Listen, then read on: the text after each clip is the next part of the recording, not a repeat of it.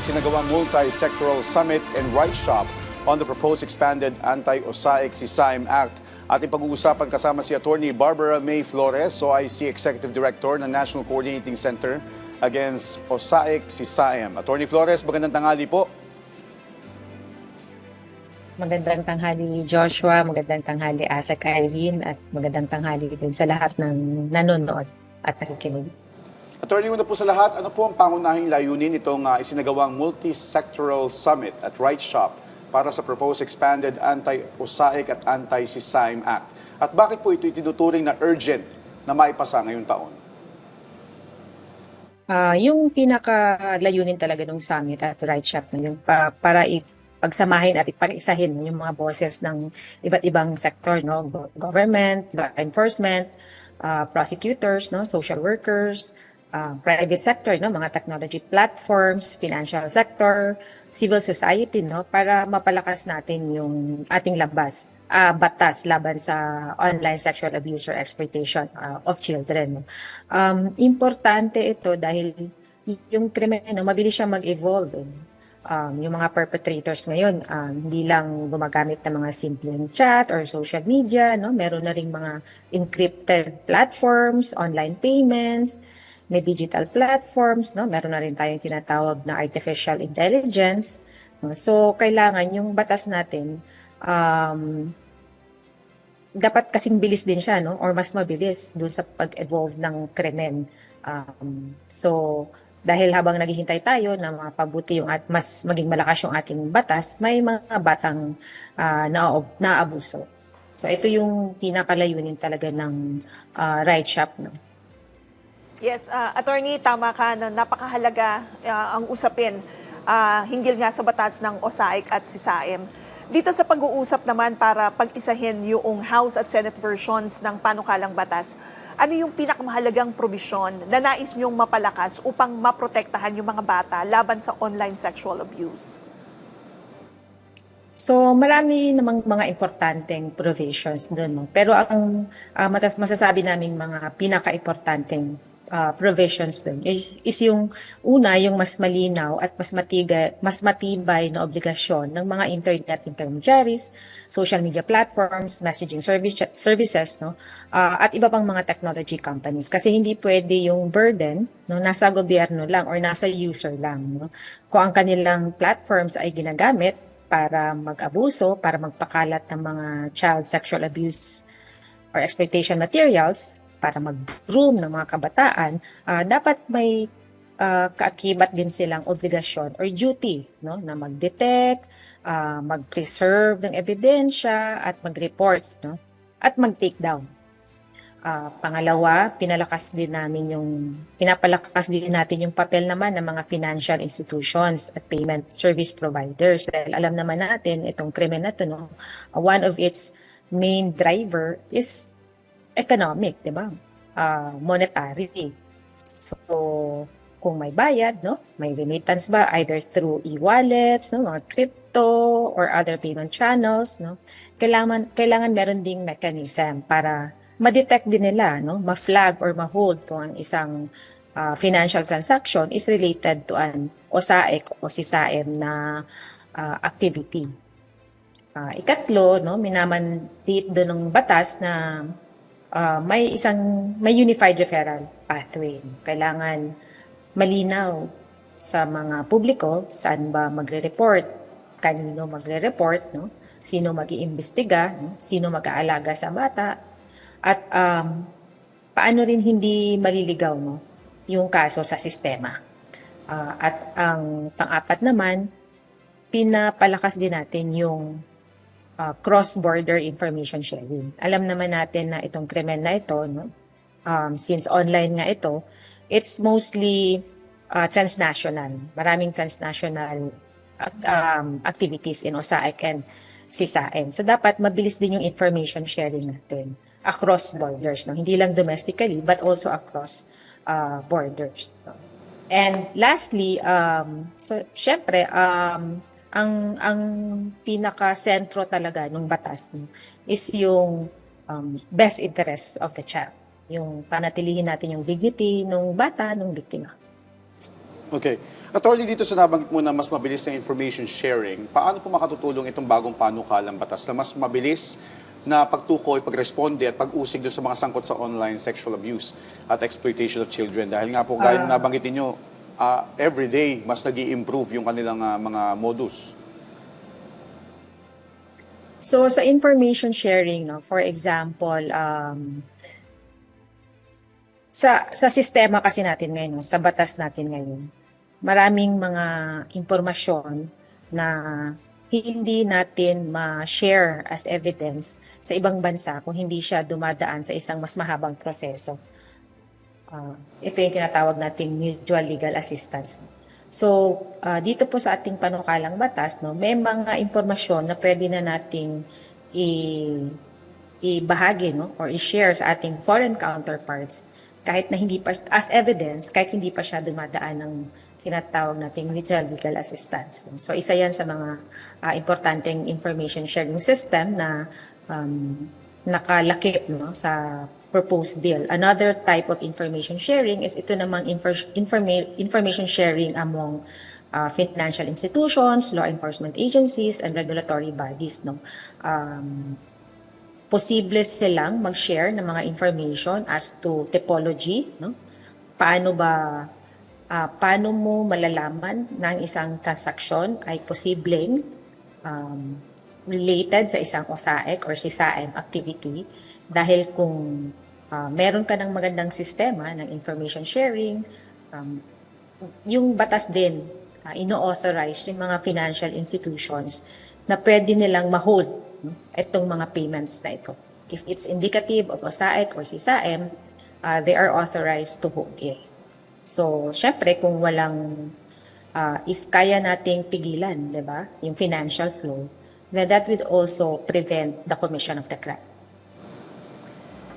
Well, yes, Attorney, para naman po mas maunawaan ng ating mga kababayan, lalo na ng mga magulang, sa panahon ngayon ng paggamit ng internet at social media, gaano na po kalaki ang banta ng online sexual abuse sa ating pong mga kabataan? So may mga research tayo, no, ginawa ng ating mga partners din. No? So doon sa isang research ng IJM, sinasabi na noong 2022, mga 500,000 Filipino children were trafficked to produce child sexual abuse or exploitation materials. No?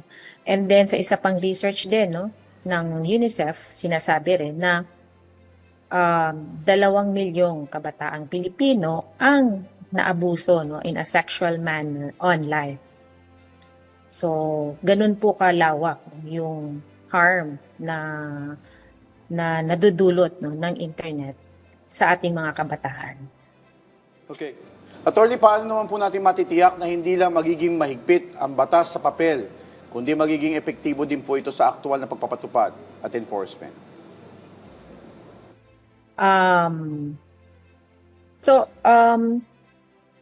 Tama yan, no, because even if a strong is law, no, parang hindi naman siya ganun ka-effective kung mahirap naman siyang i-implement, no. So itong panukalang batas, kailangan malinaw ang roles ng bawat ahensya, especially sa referral pathway, no, sino yung tumatanggap ng report, sinong mag-iimbestiga, sinong mag-aalaga ng bata, no. Ikalawa, syempre one of the most important thing din is dapat may resources, no? Hindi naman pwedeng mandato lang ng mandato, pero walang tao, walang training, no? Walang technology, walang budget, at walang system. No? Ikatlo, kailangan din tuloy-tuloy yung capacity building kasi napaka-technical po nung krimen na OSAEC. No?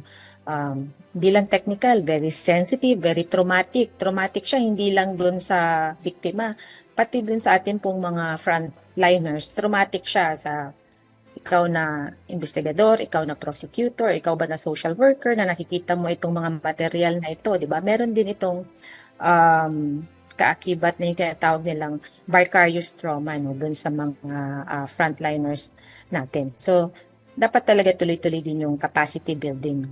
And ikaapat nga, kailangan may accountability. No? So dapat yung mga platforms, no, kung hindi nila sinusunod yung mga online platforms or financial institutions, kung hindi nila sinusunod yung obligations nila under the law, may corresponding accountability din siya. So sa panukalang batas natin, hindi lang criminal liability yung nilagay natin, no, kundi pati administrative liability. So pwede nating mag-impose ng fine, pwede ring ipa-block, no? O ipa-suspend itong mga online platforms na hindi sumusunod sa mga obligasyon na nakalagay sa batas. Yes.